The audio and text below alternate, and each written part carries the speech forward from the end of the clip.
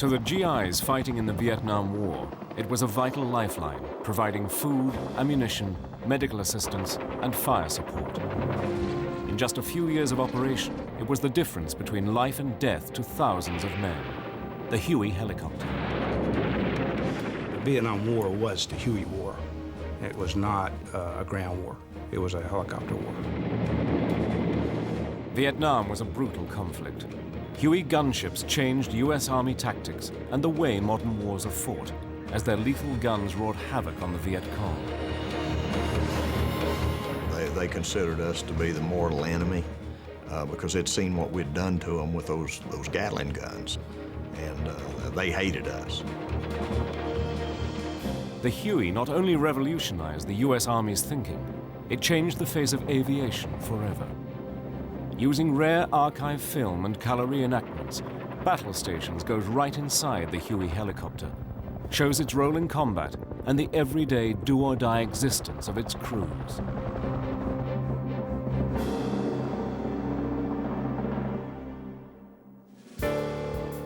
Helicopter development dates back to the early part of the 20th century, when the first rotary wing flight took place.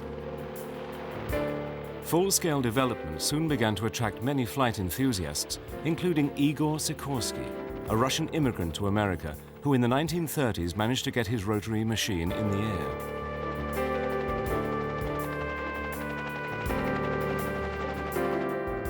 At the same time, a brilliant young American engineer, Arthur Young, was also experimenting with rotary wing aircraft. Using models, he discovered that independently hinged blades follow the movement of the mast, and by fitting a stabilizer bar to the mast, the performance improved dramatically. In 1941, Young and another brilliant engineer, Bartram Kelly, took the initiative to demonstrate their new model to Lawrence D. Bell, founder of the Bell Aircraft Company. Two gentlemen, young kids, called and said they'd like to come and talk to him. That was Art Young and Bart Kelly. They had a model helicopter. They plugged in the wall, had a rotor on it, and they could guide the thing, and they landed on Larry Bell's desk. He was absolutely amazed. Larry Bell agreed to build two full-scale prototypes, designated the Model 30. Arthur Young is seen here lifting one off the ground for the first time. The project was centered in an old garage in Gardenville, New York.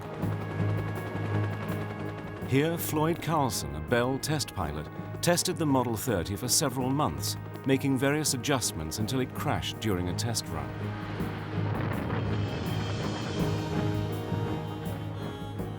But Bell and his team forged ahead with development. By 1943, an improved second prototype was ready to be tested. Its first passenger was Larry Bell, seen here eager to demonstrate his machine for the camera. During World War II, the Germans and Allies still considered the helicopter unproven technology, and only limited resources were devoted towards tests. But Larry Bell, whose company had grown considerably during the war, building fixed-wing fighters and bombers, had the vision to see the helicopter's potential. He was excited by the concept of vertical takeoff and the flexibility it gave compared to planes.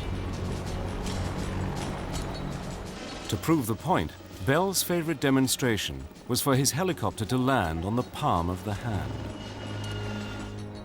Larry Bell was a legend.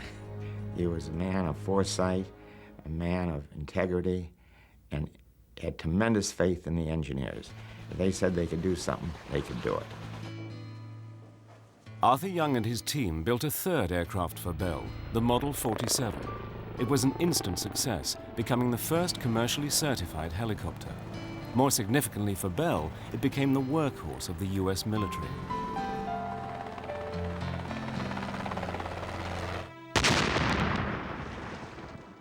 The US Army first deployed helicopters in large numbers during the Korean War from 1950 to 1953. Their primary role was for scouting and medical evacuation. On these flimsy flying machines, the wounded were carried precariously on stretchers strapped to the side of the helicopter. It was here that the MASH units, or Mobile Army Surgical Hospitals, would create the first helicopter legends.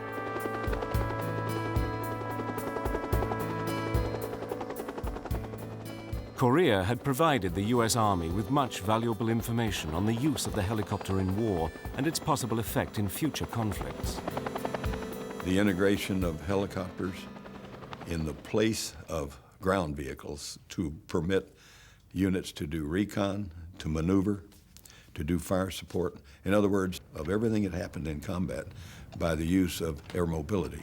And the helicopter was so key to that, it was just a natural answer to the Army's requirement. After the Korean War ended, the Army asked American manufacturers to design a new utility helicopter, wide enough to carry a stretcher inside the fuselage and with an 8,000-pound payload. At the time, helicopters were powered by piston engines. But research had begun on a new gas turbine engine. With their lighter weight and considerable increase in power, gas turbines held a strong advantage over the outdated piston engine. Running on gas turbines also meant the engine could be mounted on top of the fuselage, allowing more valuable cabin space inside the craft. Bell's engineers developed a turbine-powered utility helicopter, the XH-40. The United States Army was impressed and awarded Bell a contract. We had a good design team. We had Bart Kelly as our leader, and we had some other key engineers that were running the show. They had a lot of maintenance experience, they had a lot of field experience, and we had pilots that lived flying, and they knew what the aircraft ought to do. Bell's new helicopter was originally called the Iroquois by the U.S. Army. When it went into the production phase, they called it the H helicopter U utility 1. So then that was HU, and the GIs put the name Huey on it from Huey, and that's how it got the name Huey. The nickname stuck. The Army was keen to integrate the Huey into a new strategy of air mobility and immediately recruited a new generation of warrant officer pilots. Men who entered the Army specifically to fly helicopters under a far-sighted program that began in 1951. The new program, which lasted 9 months, gave recruits without college degrees the opportunity to become helicopter pilots. All they needed was the intelligence and desire to fly. In all of my life, people have asked me about how do you fly a helicopter. I've always tried to come up with a nice analogy about, well, flying a helicopter is a lot like. And then you're stuck because there's not really anything a lot like it. You must use both hands and both feet simultaneously, and you have to move them in a variety of directions. Some are dependent on the other and some are not. The left hand is the collective, which controls going up and down. On your right hand, you have a cyclic stick, which makes the aircraft nose go up and down or back and forth and left and right. The trick comes when you do what's called hovering, and that's stopping a helicopter in mid-air, and that requires the feet.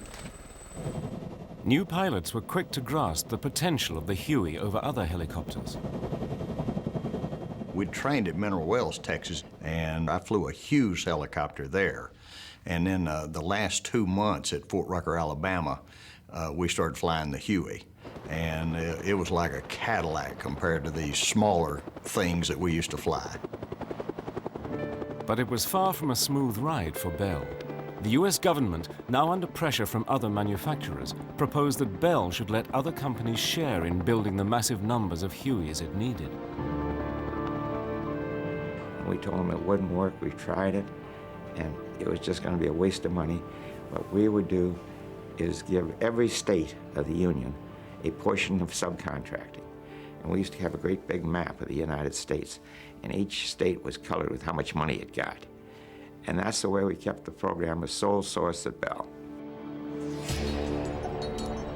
As the first Hueys entered service with the Army, America pledged its support to the people of South Vietnam in their war against communism. the war in which it would become a weapon of legend, was about to begin. In the spring of 1962, the first Hueys were sent to assist the people of South Vietnam, locked in a brutal struggle with communist insurgents.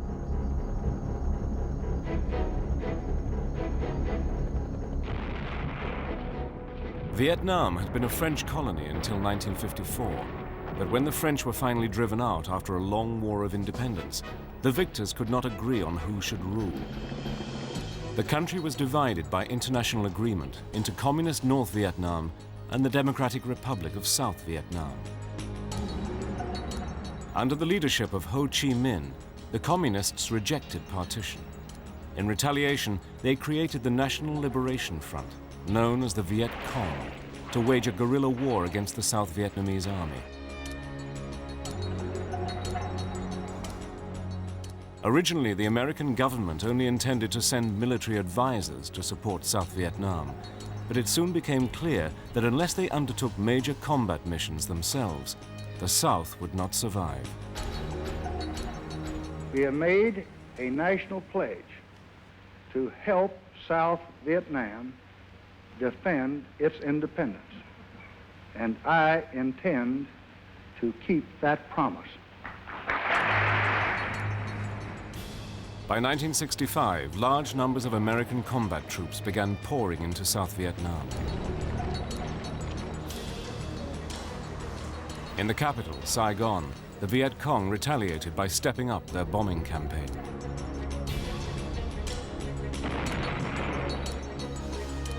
The Communists also controlled much of the countryside, where their hidden network provided food, ammunition, and refuge for their fighters.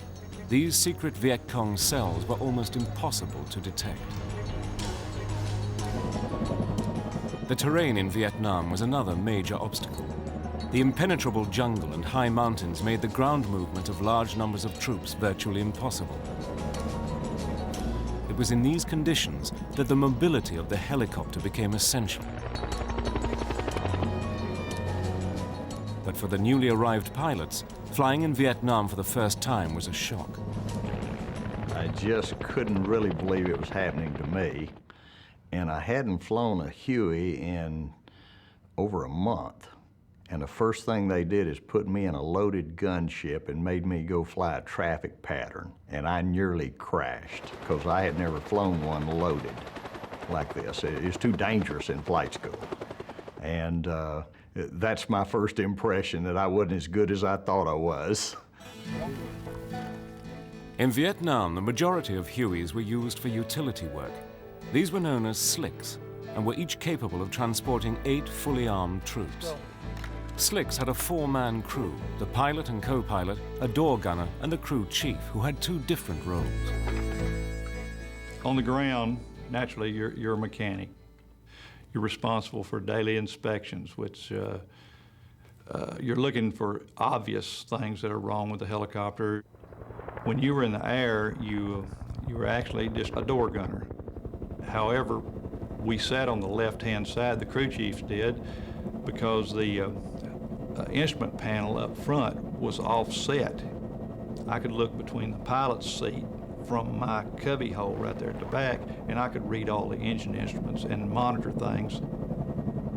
On slicks, the regular door gunner sat on the right-hand side. The toughest part about being a door gunner is that so many people depended on us. And you had to be alert all the time. I mean, you had to be looking everywhere and listening, because, you know, when a bullet goes off around you, it makes a popping noise. And that's the first thing you start looking for, a muzzle blast. And so you're not just flying through the air doing nothing, you're constantly observing the ground. The Viet Cong soon learned to aim their automatic weapons at these slow-moving troop transports. With helicopter losses mounting at the landing zones, it became clear the slicks needed more than their own door gunners to suppress enemy fire. The need for an armed gunship to act as escort had become a matter of life or death. Many B-model Hueys were immediately converted into gunships. A variety of weapon systems were developed and implemented.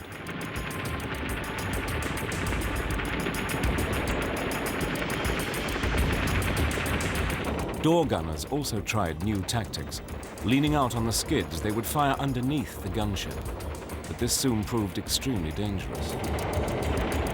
They finally gave us some harnesses to wear so we wouldn't fall out of the choppers.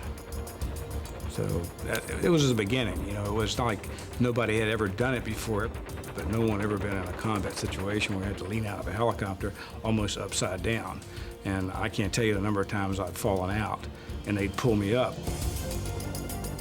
Eventually, M6 quad machine guns were mounted on a turret and fired by the co-pilot, while some Hueys were armed with the lethal 7.62 minigun, manned by the door gunner that could fire up to 4,000 rounds per minute. On regular missions, an average of 2 Huey gunships escorted a force of 8 slicks. Gunships never carried troops, needing to give all available cabin space to weapons and ammunition. More muscle was also added by incorporating various rocket pod combinations. There were 24 on a pod on one side, 24 on a pod on the other side. When we first got over there, we would try to shoot like 4 at a time. And we didn't have the accuracy with 4. And if you shot all 48, you'd back up 20 feet. And it scared the hell out of you because you feel like you're falling down. But we could shoot 2 at a time with pinpoint accuracy. As the war in Vietnam escalated, many in the US military felt the unique qualities of the Huey could be used to form a well-armed mobile force that could respond rapidly to enemy operations. In July 1965, a new unit, the 1st Air Cavalry Division, equipped with nearly 500 helicopters, arrived in Vietnam to begin the longest tour of duty in American combat history.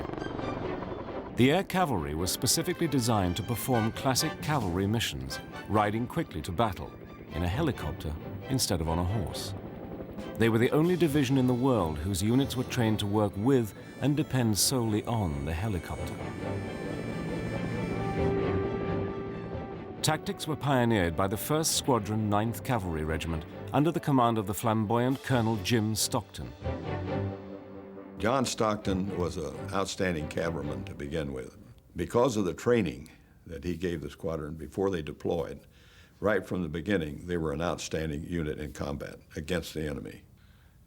I personally feel he's the father of air cavalry. When I took over the squadron, I just built upon what he had already trained into the squadron. If you were in the 1st Cav, you were in a special unit. You were making history. You were doing something that no one had ever done before. This wasn't like hitting a beach. This was flying a flying machine that no one had ever fought a war with, and it was a piece of history. I don't ever remember any bad morale, ever. Equipped with Hueys, the Air Cavalry immediately went on the offensive. Their mission, to search out and destroy the enemy. The Huey was our horse. I mean, we rode it right through the war. It took us everywhere we wanted to go. As in the horse cavalry of old, air cavalry commanders were expected to lead from the front. Every troop commander was a pilot. I wanted to be intimately knowledgeable of what was going on the ground, in the LZ as well as around the LZ. I never did see how a commander at any level could be really on top of everything unless he was right in the middle of it. The Air Cavalry used scout helicopters to search for signs of the enemy. Once contact was made, the well-armed squadron swept out of the sky, destroying the opposition with its massive firepower. We were very lethal. I mean, the BC hated us. They hated us because we could see them and we could blow the hell out of everything we saw. We had enough firepower. In a matter of months, the Air Cavalry and their battle-ready Hueys had earned a reputation as aggressive fighters. But as the demands of the Vietnam War changed daily and the pressure increased on helicopter crews, the Huey would be forced to take on multiple roles. It was well on its way to going from workhorse to legend. The war in Vietnam was one in which the speed of deployment of men and firepower was vital. By 1966, 500,000 American and 750,000 South Vietnamese were fighting in South Vietnam. the Huey had become a crucial element in the logistic support of these men. In addition to regular combat sorties, the Hueys would also fly ash and trash missions, the routine fetch and carry duties that were part and parcel of supporting US and South Vietnamese forces. Slicks would fly 2 to 3 times as many hours as gunships. When gunships went out, they went out to kill people. We went out every day to do everything imaginable. Literally, you're carrying people and anything that needs to be carried. The demands of war meant Hueys often transported loads that far exceeded their normal weight limitations. The flying skills of the pilots were pushed to the limit. We load them till they would not hover. And we used the springs in the skids to a lot of times just pick it up as you were sliding, get it up about 1.5 feet and then drop it. And bang it, and you'd use the recoil off the skids to pop it into the air. The damp, tropical climate of Vietnam often hampered ground support of the helicopter fleets.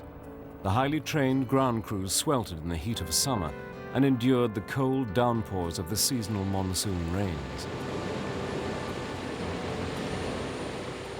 Rotor blades had to be constantly changed, their surfaces eroded by the sandblasting from fine dust during takeoffs.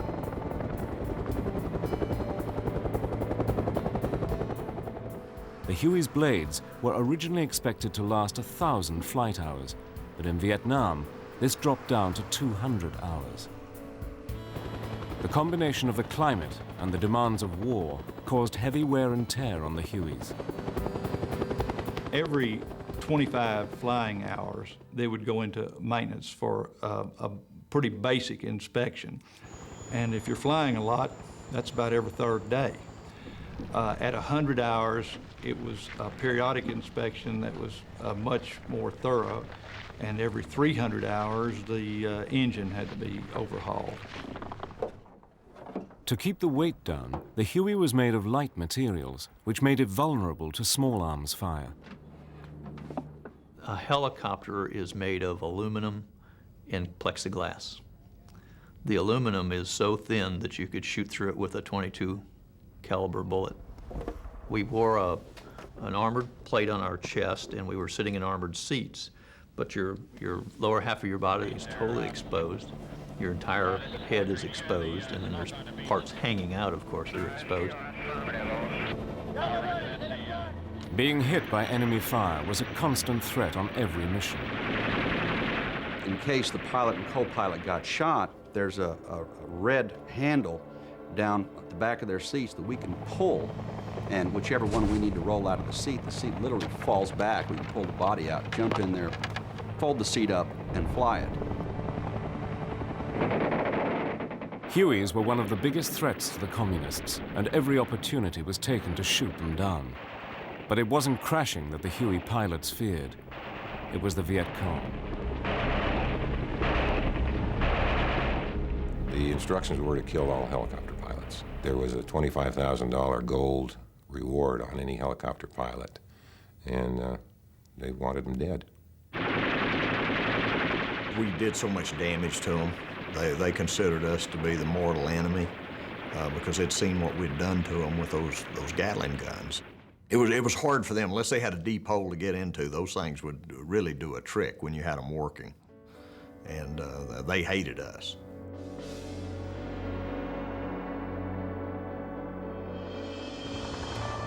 In addition to the myriad of roles taken on by the Huey, it was also designed to be a medical evacuation helicopter. The medevac missions were known as dust-off by the troops. Dust-off units were autonomous and consisted of 6 Hueys working within a specific geographical area.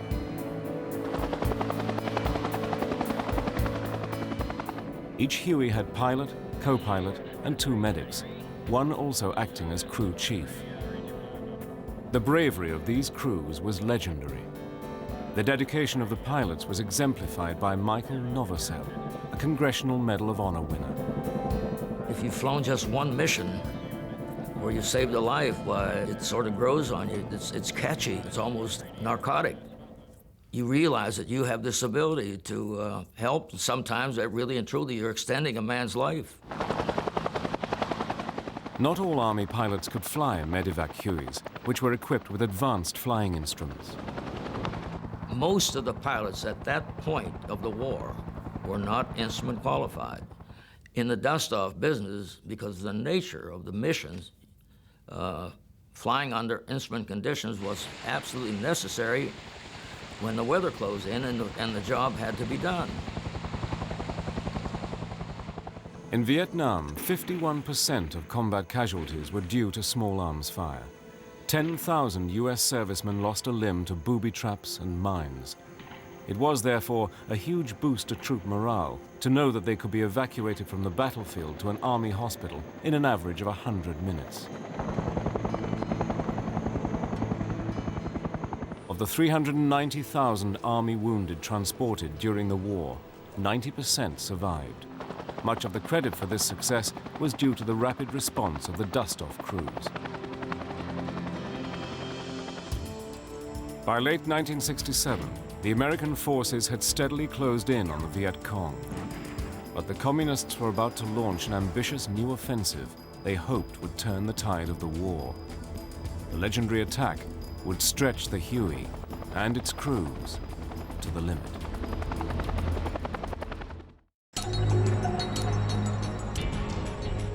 Early 1968, the Communists were preparing to launch a major offensive against South Vietnam that would provide the greatest challenge to the Huey and its crews to date. Their aim was to spark an uprising to coincide with Tet, the traditional Vietnamese New Year, and topple the government. They hoped this mass destruction would force the Americans to rethink their policy and withdraw from Vietnam. On January the 30th, 84,000 Viet Cong and North Vietnamese regulars mounted simultaneous attacks in more than 100 towns and cities. I was one of the few helicopter pilots in the air when the Tet Offensive started. And we'd been up on a Firefly mission, 2 gunships and a slick with about 12 landing lights hooked up to shine down on the river and catch their sampans as they moved supplies through. So we looked up and we actually thought they set off a nuclear bomb on our home base. Many of the helicopter units were taken by complete surprise. They probably took out 3 or 4 of our Hueys just from, mortar hits. We had 6 flyable gunships out of 8. They went up. When they came back that day, we had non-legally flyable. They were shot full of holes.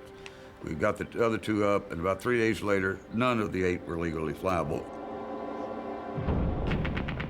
The Americans and South Vietnamese were stunned by the scale of the offensive. We went out and put a strike in, and then we couldn't find a place to refuel because every place was under attack. And so anyway, I wound up refueling right in the middle of a firefight. And they actually quit shooting as I landed on this runway, and we just put in enough to knock the fuel light off. The Tet Offensive was the first time the US forces fought large numbers of North Vietnamese and Viet Cong in face-to-face combat. In the cities and in the countryside, every inch of ground was bitterly contested. Casualties on both sides mounted. Huey crews were pushed to the limit as they flew double their usual number of missions. There was no front line in Vietnam, and the Allies used their superior air mobility to transport reinforcements to the numerous battles raging around the country. Although Tet was a great propaganda coup for the Viet Cong, they suffered massive losses as a consequence. 32,000 were killed in the first 2 weeks, against 3,000 South Vietnamese and 1,000 Americans. The Tet Offensive revealed how vital air mobility was to American strategy. Without the Huey, the speedy movement of troops around Vietnam's treacherous terrain would have been impossible. The Huey was to remain the key element in all future campaigns, American commanders realized cohesive action by aircrew and helicopter-borne infantry on combat assaults was essential if the communist forces were to be contained.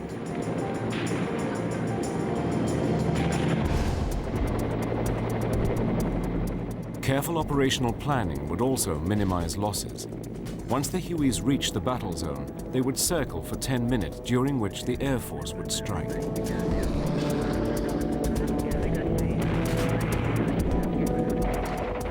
The gunships would then unleash their weapons into enemy positions near the landing zone. As soon as the Huey would come in, we'd drop our loads in 2 to 4 rockets at a time, and we'd peel out. And the crew chief on the left would lean out on the skids and shoot everywhere that we're flying into, and I would lean out on the skids on the other side, with, up like this, and I'd shoot everything behind us so that they couldn't shoot us as we were pulling out. And the next chopper would come in and be doing the same thing. A colored smoke grenade was dropped to mark the landing zone. This technique of using different colors was adopted to avoid the enemy laying down its own smoke as a decoy.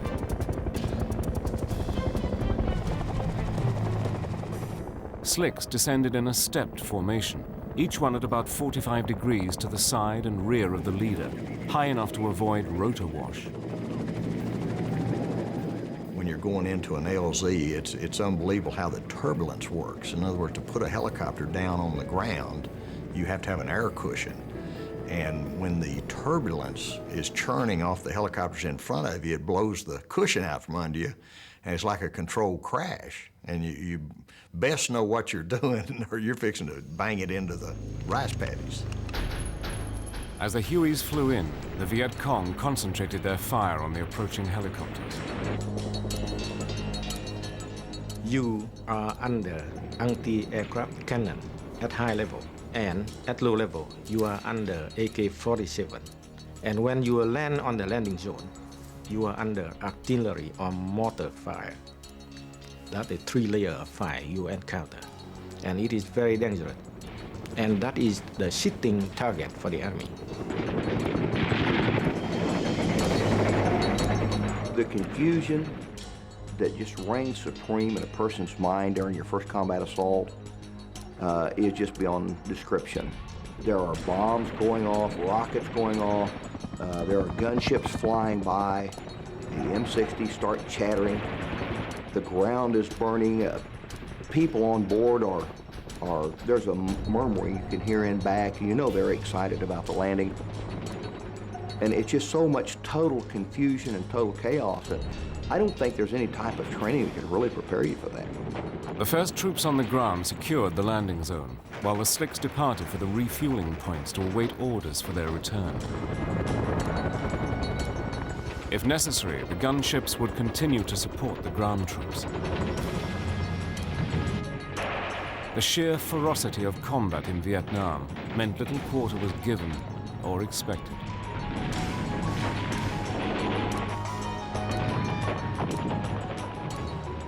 The Huey had proved itself on the battlefield time and again. It allowed the infantry to do its job against a determined and brave adversary. Even against overwhelming firepower, the Viet Cong were prepared to fight on at any cost.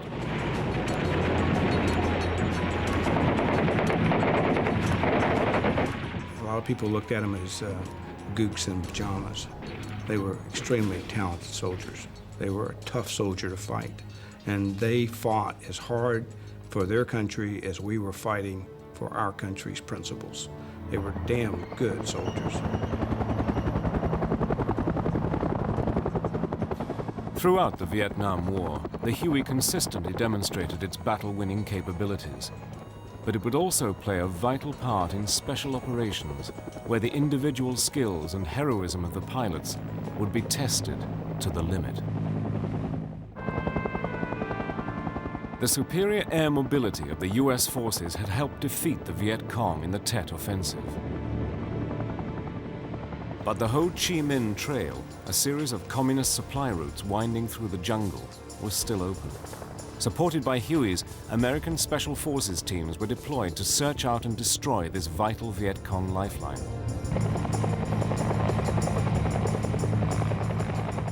Sometimes we would just insert an American Special Forces unit. A lot of times their mission was to interdict traffic along the Ho Chi Minh Trail, to put sensors out, sometimes to kidnap a North Vietnamese officer to gain intelligence and to take captives. When landings were impossible, Special Forces units such as the Green Berets or Rangers would parachute into action. Sometimes they would swing down on 120-foot ropes in a technique known as rappelling.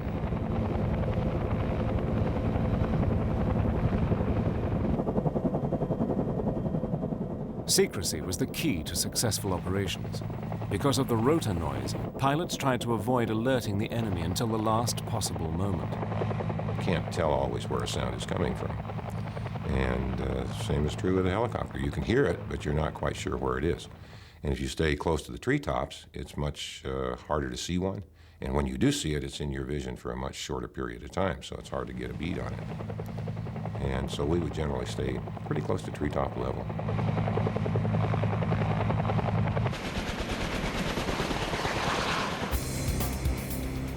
The U.S. Navy also began to fly a special squadron of Hueys, nicknamed the Sea Wolves. Their task was to keep the waterways of the Mekong Delta open and free from the enemy. The Sea Wolves protected Navy river patrol boats by searching for sampans laden with weapons and ammunition for the Viet Cong. The Mekong Delta was a vital link in the Viet Cong supply line. Patrolling this large network of waterways was risky. The possibility of ambush was a constant danger. The reputation of the Sea Wolves pilots for pinpoint navigation in poor weather conditions meant they were in constant demand by the U.S. Navy SEALs and other Special Forces groups. On August the 29th, 1969, Daniel Kelly was on a mission to drop Special Forces into the Delta area when his Huey came under sustained fire. We no sooner dropped them off than everything just went nuts. I mean, just enemy fire everywhere. And we kept circling around low level to try to suppress the enemy fire so we could pick these guys back up again. We flew through this one clearing as we were making our third round, and it was like they had us set up. They were waiting for us. All the plexiglass was shot out of the helicopter. All the instruments were shot out. Had so many bullets went through that helicopter, my ICS cord was shot in half. So nobody knew I even got hit. And I ended up having to take a spare barrel and hit my gunner on top of the head to get his attention. As soon as I got hit, it was like a giant water balloon of blood just exploded all over the helicopter. With Kelly seriously wounded, the stricken Huey managed to struggle back to base. As soon as the helicopter sat down, they already had a tourniquet on my leg, what was left of it. The engine died. All the fuel and oil lines going into the jet engine had been shot off. We flew for about 15 minutes with no fuel or oil going to that jet engine. Could not explain it, even to this day. As a result of his injuries, Daniel Kelly had to have his leg amputated above the knee. But without the Huey, he would have lost his life.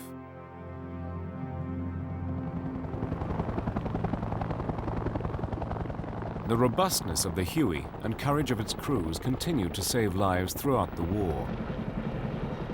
Michael Novosel had already been flying for 7 hours on a series of medevac missions when he received an urgent request to evacuate wounded South Vietnamese soldiers from the Cambodian border.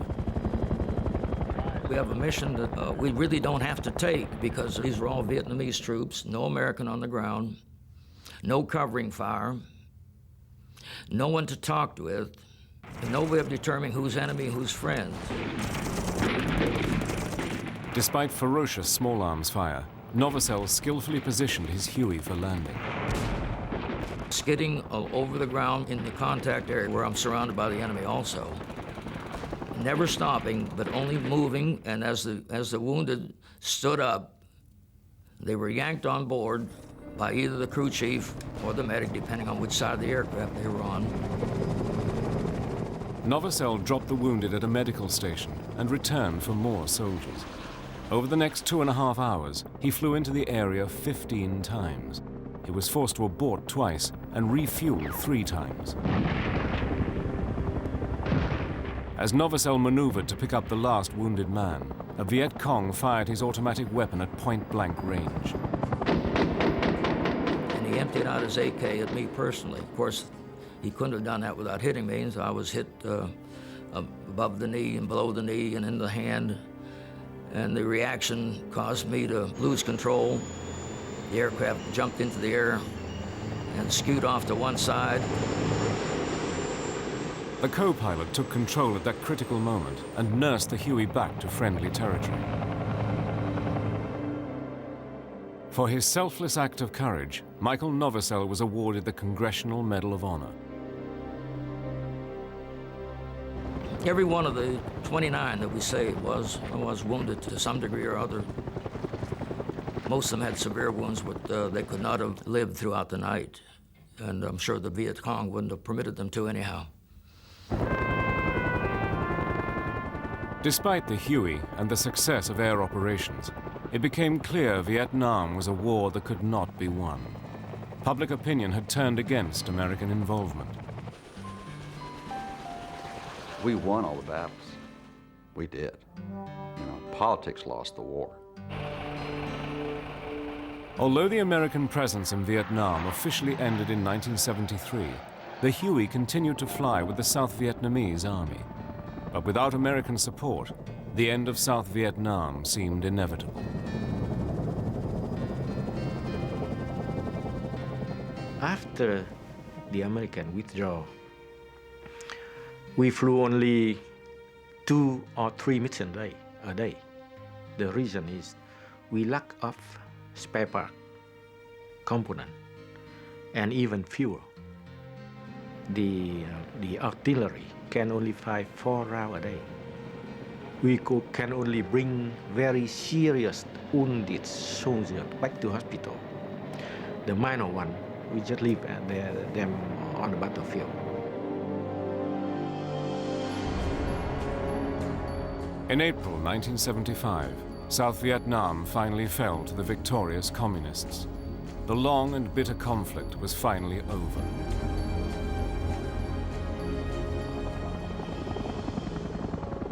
But the Huey's performance during the war became legendary. Over the course of 11 years, more than 7,000 Hueys were deployed in Vietnam, flying a staggering 36 million sorties. The Vietnam War was the Huey War. It was not a ground war. It was a helicopter war. Of the 58,000 American servicemen killed in the Vietnam War, 4,900 were helicopter crews. To the men who lived and fought their war in helicopters, the Huey remains something special. I think of the Huey as my best friend. We spent a lot of time together, and he was always good to me, and I tried to be good to him. Huey was a fantastic machine. It was beautiful. It would take you into the worst kind of hell you could go into, and almost always bring you back home to where you were safe. I evacuated 5,589 wounded, flew 2,028 hours of combat, all in the Huey, and it never let me down.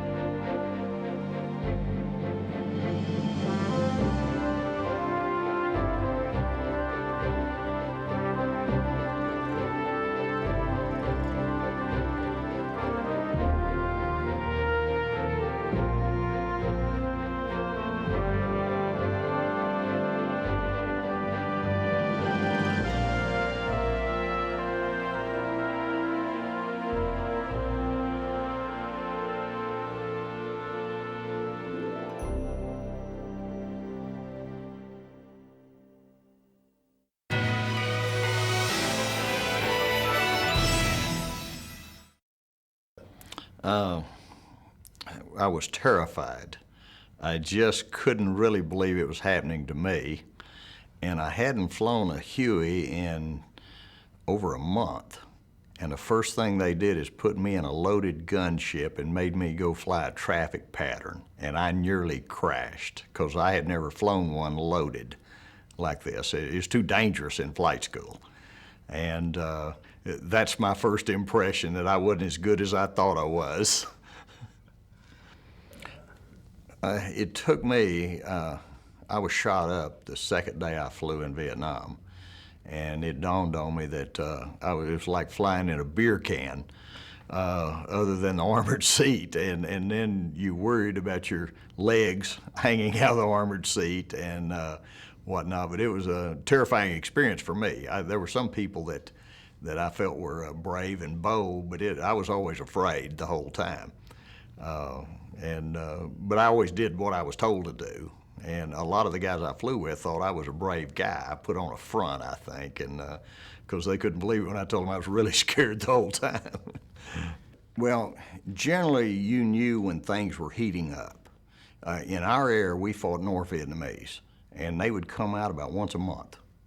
And I mean, you always had something going with the Viet Cong, but once a month they'd come out for a big fight. And once that happened, everybody would laugh at me. But I would take flak jackets, and I always had this thing about losing a leg. And so I'd take flak jackets, and they wouldn't stop an anti-aircraft round, but they'd turn a 30 if you were up far enough away from it. And I'd put them all in the floor, all in the chin bubbles, and everybody'd laugh at me because I'd be weighted down like a pack mule, headed down to the helicopter, but I'd put 5, 6 of them in there. And then I'd take them out. When things would slow down, I'd take them out. But another thing we talked about was how the armored seat had these handles on it so you could fold those back when a pilot got shot, because you want to get him off the controls because they thrash around and cause problems. And we had a crew chief in our company, and this day I wasn't flying. Luckily, I had too many hours and they couldn't make me fly. And the pilot was shot through both calves of his legs. And he couldn't get the seat to recline to get him off the controls. And the aircraft commander was screaming, "Get him off the controls." And he couldn't do it, so he got up over the console and was trying to stop the bleeding. He was up over the guy, and the guy was beating on him the whole time. And he finally said he didn't know what to do, so he turned around and punched him out. He said he hit him one time and knocked him out, and everybody was happier after that. But he said it was hard to stop a man from bleeding when he had four big holes in him on both sides of his calves. When I became a senior aircraft commander in Slicks, I was always tail end Charlie. Senior guys got it to back. You either got it to back or you got it to front. You didn't get in the middle because there's no place to go when the going got tough. And last day I flew in Vietnam, we went into an LZ, no fire. They'd lost contact with 30 Americans, and we were not going to fire. And as we came around to circle back into the LZ, and it's a flight of about 15, I was tail end Charlie. And I saw 2 helicopters on the ground burning. And I thought, what are they fixing to do to us? And I turned final, no fire. I told the gunner and crew chief, do not fire. Do y'all understand? Yes. A machine gun goes off. I actually look over my shoulder to say, what are you shooting? It was a bunker right beside me. He took the helicopter in front of me. I took a right pedal turn, I came out, and me and my friend that were senior guys on that flight, we went back and quit that day. We had 2 weeks to go, and we told them no more. Weren't going to fly again. And naturally, they threatened us around, and they sent us to Saigon to pick up a new helicopter. Up until my friend was captured in January the 5th of '68, when they caught an Army helicopter pilot, they executed him. And he was the first one they took as a prisoner. And they say the reason was those Gatling guns. Is after they saw what we did to them, they didn't like us at all. And these things would just basically cut trees down. That's how many rounds you could throw out with them. And that's the reason the infantry guys loved us when we showed up with those things. And I considered them better than the rocket ships. Yes, up until my friend was captured, he was the first, and he was the first American helicopter pilot, Army helicopter pilot that they kept alive, and he actually survived. He made it 5 years in their prisoner of war camps. Well, I had an engine failure one day, And that was probably one of my scariest times in Vietnam. Was I was shot down. Depends on how you define shoot down, but I was shot down quite a few times, and once where I was wading through the rice paddies. But I had an engine failure one day, and they'd always said that a loaded Charlie model, fully loaded, full of fuel, you couldn't put it on the ground with an engine failure. And we got her on the ground and didn't get a radio call off. So we were hiding in a Vietnamese grave, and you could actually see the Viet Cong about less than a quarter of a mile away, peeking out of these trees, and there were some huts down in there, and you could see them looking at us. And so I was a co-pilot and the aircraft commander. He said, go over and make a radio call. We didn't have time to get a radio call off, and I said, I'm not about to walk across that opening. I said, you go walk across there. I'm not going to. So we stayed until they found us, and we hid in that grave down there, and that was pretty scary. But that was an engine failure. But come to find out, 25 years later, I found out my crew chief, it had a weak engine, and we used to destroy these engines. You'd tell the crew chief that someone was going to get killed, and it was his job to get rid of that engine, either run a screwdriver through it, or 25 years later I found out they used to mess with the fuel input on the engine. And he was talking about how he had messed with it, but it didn't burn the engine up when he started like it was supposed to. It burned it up in flight, and that was the one I was on that day. I went in and picked up some wounded one day, and I had me an H model, brand new H model. I was pulling all 1,300 horsepower. And I went in there, and they moved up. I had figured out some of the tactics we were using, but they'd moved these Americans up in the jungle on the wrong side of the hill. They couldn't get artillery in to help them, and they'd been slaughtered up in this place. So anyway, I went in and pulled out a bunch of wounded. And I told this guy, he said, how many you take? And I said, just loaded. And I was up, and I was just watching my power gauge. I can't even remember what you call it, but 50 pounds was all you could pull. And I loaded up till I was right at 50 pounds, because it was going to take a little extra to get out. And I don't know how many I had on there, but I came out, and I turned the controls over to my co-pilot. And so I lit a cigar. I used to smoke cigars, and I lit up a cigar. And nobody touches you in that armored seat. You just don't get touched. Somebody grabbed my arm, and it was this guy, a wounded guy, and he was saying something to me. And I remember that, and there was no other helicopter could have done what that one did that day, because I was up high on the side of a mountain, hovering up over these jagged trees, and they just kept throwing them in there. And I to this day, I don't know how many I had on there, but they had them everywhere in that thing. They just kept pitching them in, and then they threw on the guys that could walk and hang on a little bit, and I had them hanging all over that helicopter. And to this day, I don't know if I had 15, 16, just don't know how many were on there. But that guy grabbed my arm, and I'm sure he was saying thanks. I was one of the few helicopter pilots in the air when the Tet Offensive started. And we'd been up on a Firefly mission, 2 gunships and a slick with an array of landing lights. That's what it was made out of. It was about 12 landing lights hooked up to shine down on the river and catch their sampans as they moved supplies through. And so we looked up, and we actually thought they set off a nuclear bomb on Chulai, our home base. And I've actually read where a guy said he saw that from 60 miles away. And that was the opening of Ted, and then we went out and put a strike in, and then we couldn't find a place to refuel because every place was under attack. And so anyway, I wound up refueling right in the middle of a firefight. And they actually quit shooting as I landed on this runway, and we just put in enough to knock the fuel light off. You had a 15-minute warning light on those Hueys that told you when you had 15 minutes left, and we just pumped it up enough to knock that light and go off, and I said, let's get out of here. and so we came back, and we actually caught a regiment of North Vietnamese pulling their wounded at daylight.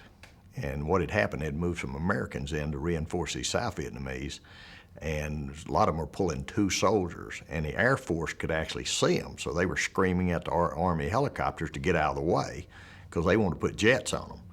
And so we got them, and I got shot up. That was the second time that day.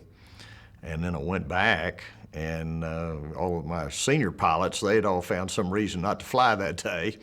And so the rookies got to fly, and I went back out, and that's when I actually saw a parade right in the middle of a combat zone. Bombs going everywhere, artillery going everywhere, and they wanted me to put a strike in on this road, and I looked down, and I was diving in on it, and I saw kids and banners and signs and whatnot, and I didn't fire. And then my wingman came across there, and he got shot all to heck. And that's when he said he saw this black mark appear on the windshield in front of him. And he thought, what caused that black mark? And that was the polish off his boot as the bullet hit his boot and knocked his foot all the way up to the windshield and put the shoe polish on the windshield. And they shot his tail rotor off, and he went back to Chew Line and crashed. And then I picked up another helicopter. They had one of the others ready to go then. They stuck me in it, and I went back out and got shot up again. So I was 4 that day.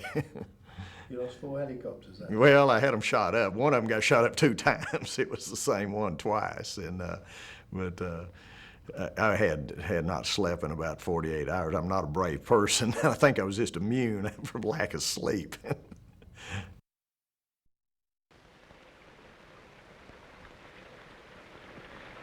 It is June 1967. The place is the South China Sea near the coast of Vietnam. The USS Harnett County has sailed 10,000 miles from the western shore of the United States and has arrived at the Ho Chi Minh River in the Mekong Delta. The war that lies ahead for these men will be on the rivers and rice paddies of this ancient land. For the next 12 months, they will launch patrol boats and armed helicopters against the enemy. They will search from the skies and patrol 1,000 miles of waterways to fight the Viet Cong. This is their story.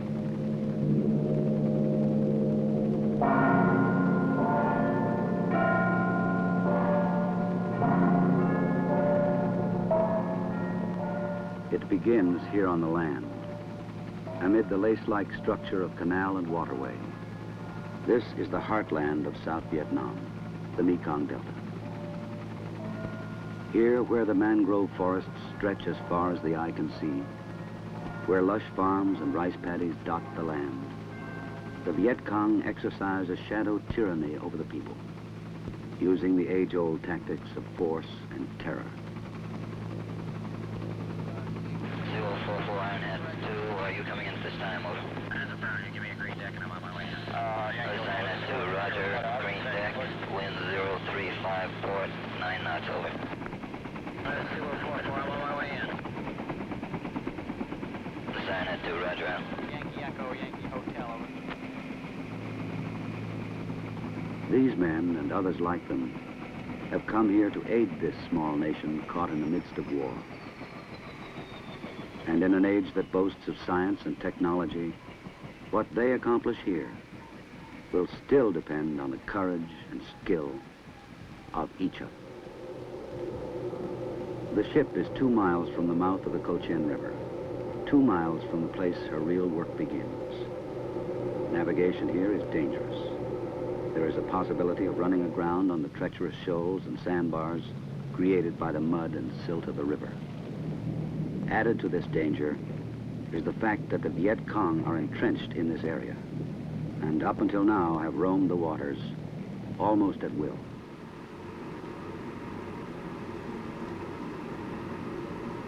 For the 278 men that comprise this ship, this is the last leg of a long journey. It is a lonely time. San Francisco and Seattle are far behind. The sights and sounds of a once familiar world have given way to the ominous quiet of the nearby jungle shore.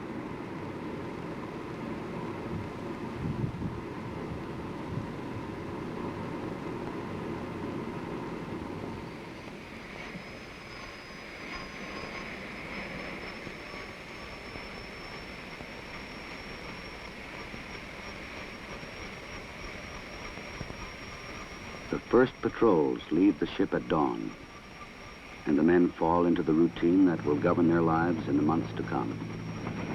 Words like patrol and reconnaissance Words that were once part of their training, here on the river become part of their lives.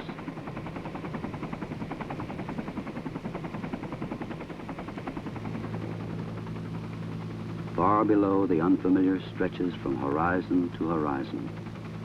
Beneath them lies another world, one of uncertainty and danger. The job has begun.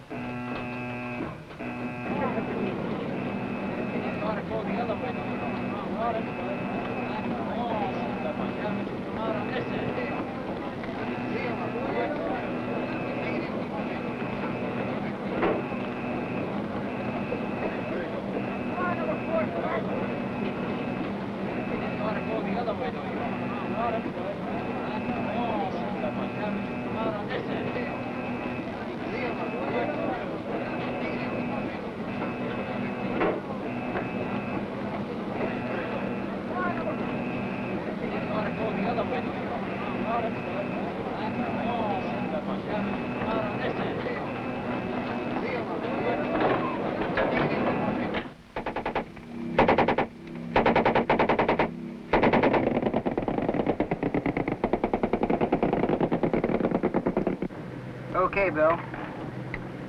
Check the fuel boost pump. Are we clear? Coming hot.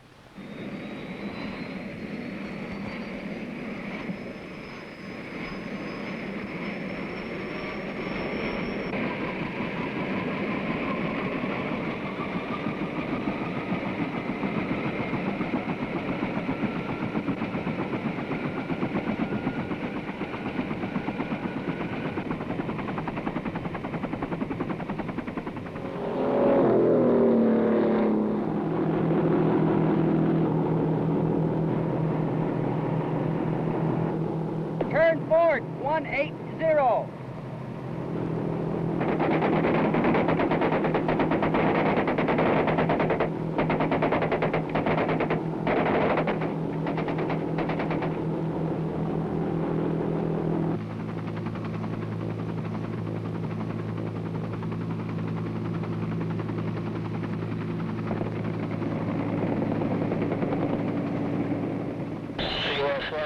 Any read? This is 4-3, read you 5. What's the story? Bill? This is 4-3, interrogative your intentions this time. This Kilo, We're still receiving automatic weapons fire from the beach there. This is 4-3. Do you have the smoke on the beach? This Kilo, that's affirmative, over. Roger, that's the target area there. Kilo, roger. No, this is Kilo, we'll make a firing run, over. Kilo, this is 4-3. Let me know when you commence your run and we'll come in behind you there.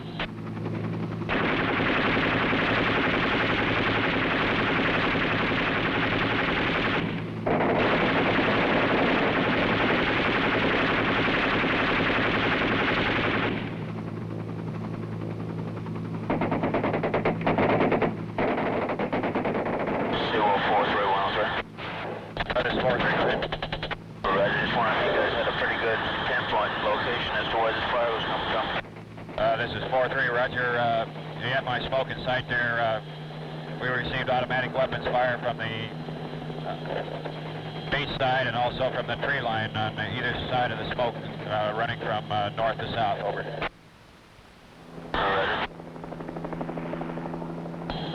Also, this is 4-3, be advised, they have a 157 recoilless in there, over.